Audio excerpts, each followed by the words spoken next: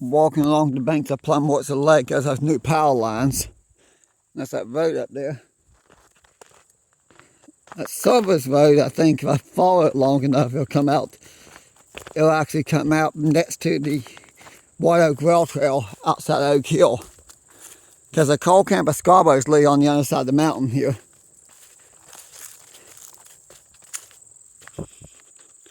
Nice little long walk along the banks of Plum Lake. At one time, this is one of West Virginia's state parks.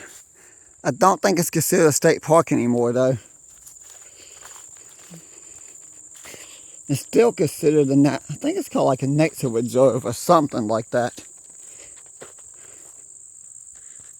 I know back in the 90s when I was growing up, you could rent boats.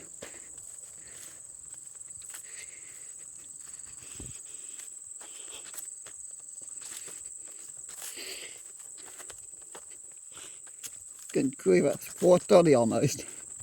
I don't have anything important to do this evening. I'm actually enjoying a relaxing Sunday. Oh, by the way, people probably know this already. Well, most people, I'm sure, can relate to this, how things don't go according to plan sometimes. You'll plan something one way and it goes a different way. Sometimes it could go good, sometimes it go bad. It's one of the situations I like the way things went. It's actually went in a good way. Apparently I go to Thurman and it's going to hang out there for a while, see how many trains I can get.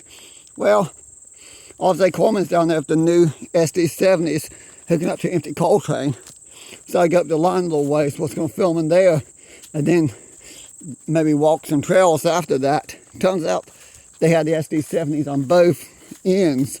I'm starting to try and make up my mind if I want to stay film it and go back and walk some trails or keep going. Well, R.J. Corman had those little SD70s on both ends of the train. The CSX SD70s on the back end, and the R.J. Corman SD70s on the lead, was his former Norfolk Southern, was sold to a divot company.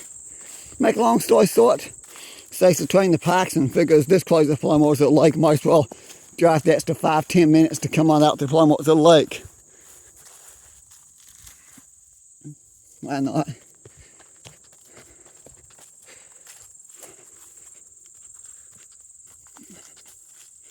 My phone's at 55% though.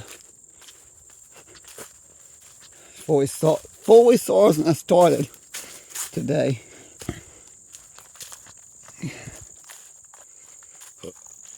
But way down there where I started the video, I should have pointed out, you could see the end of the lake. I'm not that far from the end. And there's that little cove over there.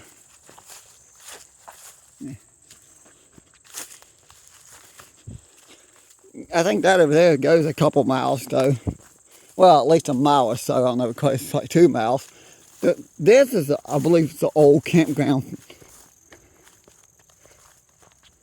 Looks like it used to keep going, but a lot of this screw up. This has to be an old campground from back in the day. Because it's flat and grassy, and it looks to me like there was tent camping spots here at one time. There's a few spikes. I don't ever remember this campground being here. I remember that one over there was built in the 90s.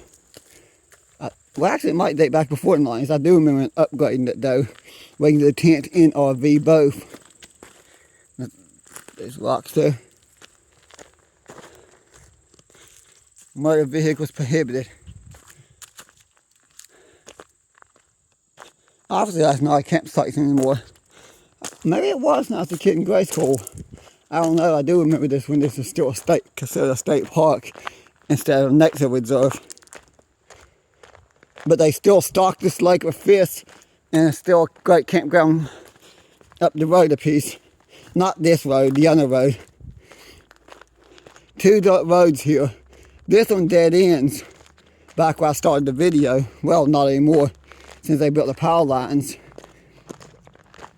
The brand new power lines for the new power substation. There's a service road that connects with the service road went there until a few years ago when they upgraded everything, put that new power substation in.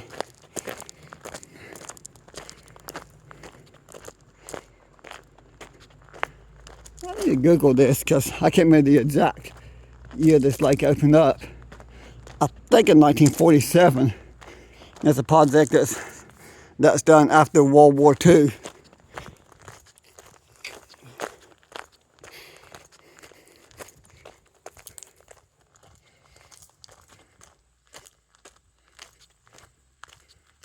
Back then, there's a lot more people in the area. A lot of people's moved away since then. Well, not the area around the lake, but there's a lot of old mining towns that the mines died out not long after the war, late 40s, early 50s. And a lot of people moved out of these mining towns. A lot of houses are gone, and a lot of houses are not gone. There might be there's still some people living in. Got a lot of these old mining towns. There's a lot of elderly people getting up in years living there. A lot of young people, my age and younger, has moved away out of the state completely to different parts of the state. I still love living here in West Virginia. Although Mount Hope, there's a lot of people around my age still around. And I think there's down Maple Fork Road in Beckley. I'm only in my late 30s, but I have noticed that trend here in West Virginia.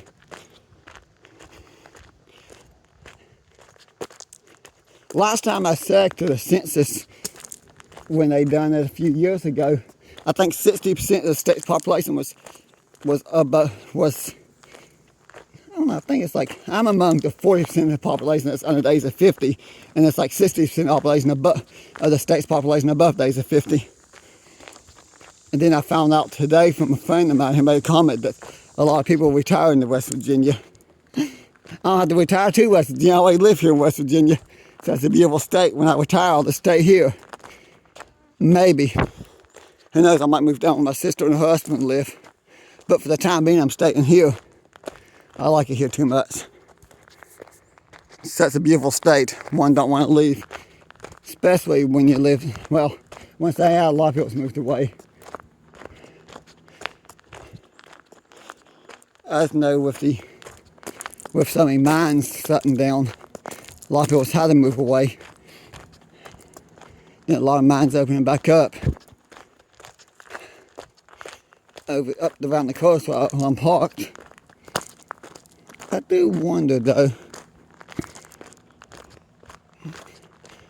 how things will be here within the next 10 years if the state will grow or shrink. The area I live in, being close to the New River Gorge, literally here, very close to New River Gorge. I left my house in Mount Hope. I'm a lot closer now here at the lake.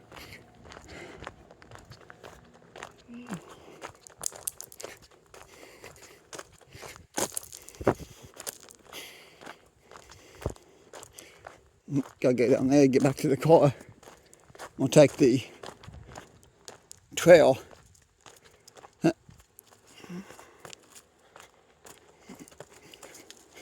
I'll just end the video here at the rock outcropping. It's a lot quieter. I was trying to film a little while ago and all that maintenance away equipment over there was making so much noise. You can hear all the machines and all the pounding and everything. I can still hear it in the distance. Literally right next to the railroad crossing, they were doing tire replacement. The rail line's probably off in the woods over there a little ways. The rail line's literally right behind the shooting range.